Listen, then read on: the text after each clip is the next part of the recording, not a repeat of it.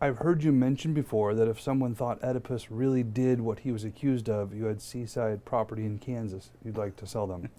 So I Yes. think he's going to take you up on it. He says, I'd like to ask you about that property and what you could possibly mean Oedipus didn't do it.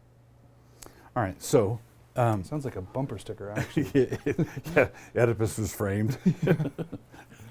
So now, obviously, we're dealing with what we a lot of what we know about Oedipus comes from dramatic renditions and so forth. So I'm not claiming an inside track on the actual political situation in Oedipus's life, but Okay. but in I can say this, and this is the thing I was referring to. It is the ancient pagan system when something goes wrong, if there's a disaster, if there's a military disaster, if there's a plague afflicting a city, that you find a scapegoat. Sometimes the scapegoat is a homeless guy. In fact, Athens used to keep a stable of these guys. They were called pharmakoi, and if the populace started getting a little eggy or on edge, they would have a cathartic release of killing one of the pharmakoi. So it would be a citywide snuff film without the movie, without the filming of it, but it would be just sometimes it was a victim who couldn't defend himself at all. Other times it was the king or the leader. Okay, and in the story, as I'm reading the story, Thebes was experiencing a plague, and the ancient pagan way is to come to the king and say, time for you to take responsibility, time for you to take one for the team. Okay, and this is the logic that's behind all human sacrifice, and whether it's throwing virgins into volcanoes or the king. In Oedipus's case, he was exiled for what he did. I think the exact same mechanism is going on with in the book of Job. So in the book of Job, I take Job as being the second king of Edom. So the land of Uz is in the area of Edom. The second king of Edom in one of the historical books, his name is Jobab. So I think Job is a short form of Jobab, who was the second king of Edom. But whether he was the king of Edom, he was a very, very wealthy man in Edom. And we tend to think of, Job was a rich guy and he had all these troubles and he didn't curse God and die, and good for him. But someone who is wealthy to that extent and in that position, when disaster befell him, disaster fell on the nation, on the city, right? It was, and I take Job's three friends as basically members of his cabinet, who came around as they sympathized with him, but now Job, it's time for you to take one for the team. And Job, and this is characteristic through the Psalms, in the book of Job, down to the crucifixion of Jesus, the biblical witness steadfastly, overwhelmingly takes the side of the scapegoated victim. In the pagan world, you exile or kill the king or run him off and whatever, and then the plague is lifted, and then he becomes the hero, and you build a statue. To him.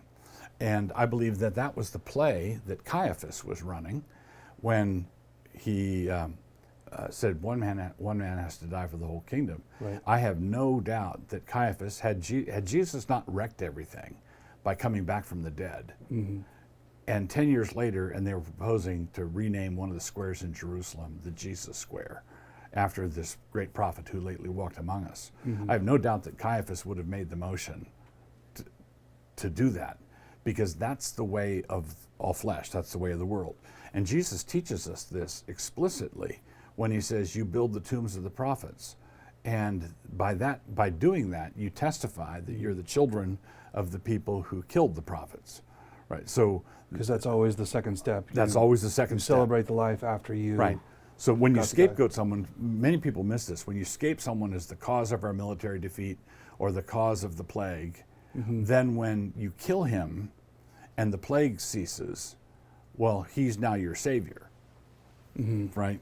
So, and it's a way to make yourself feel good after the thing you did of running him off or executing him. So I believe that the Oedipus story fits into this pattern way too perfectly. It wasn't like Oedipus was going through his scrapbook one day, everything was great, and oh my goodness, that was my dad, you know, that I killed on the road and Jocasta is my mom.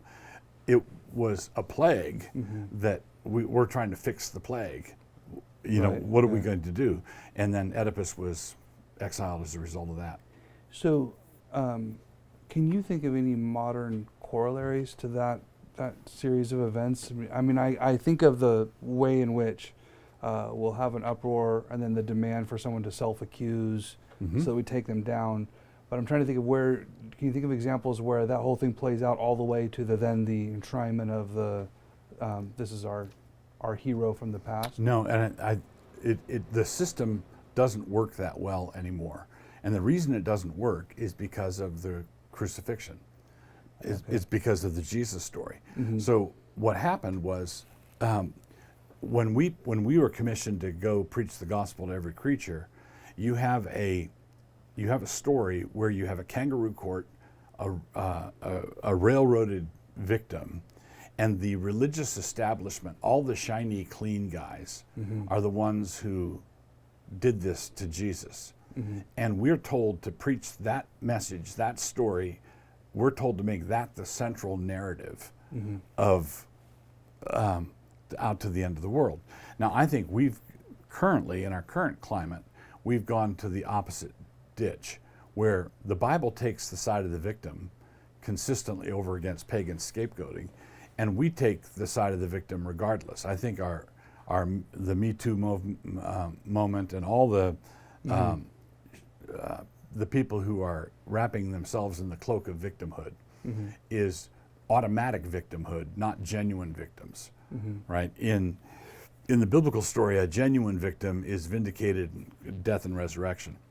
In our pathological corruption of this story, we say that anybody who claims victim status has it automatically. So we're not really running the old pagan play anymore. We're doing a corruption of the Christian story. So can you give a really brief bibliography for where all this comes from? Where this comes from? Okay, so a lot of this thinking I learned from, some of it from my dad, who hasn't written anything on it, but all of his instincts were Girardian. So the figure I can commend you to read would be René Girard. You could either get the Girard Handbook, which is a collection of some of his collection of his writings from all over, or a book he wrote called "I See Satan Fall Like Lightning." Now I can't commend everything Girard does, because if you take the Girardian impulse and run it out to the end of the road, you wind up denying substitutionary atonement, and you get into some weirdness down the road. Okay. But Girard's commentary on Job is what enabled me to see what I was describing earlier. And I See Satan Fall Like Lightning is a good place to start with Girard. My dad, to illustrate his Girardian instincts, many years ago, I was going with my dad to a football game at the local Kibbie Dome here, and I think Nate was with us. He was a young boy.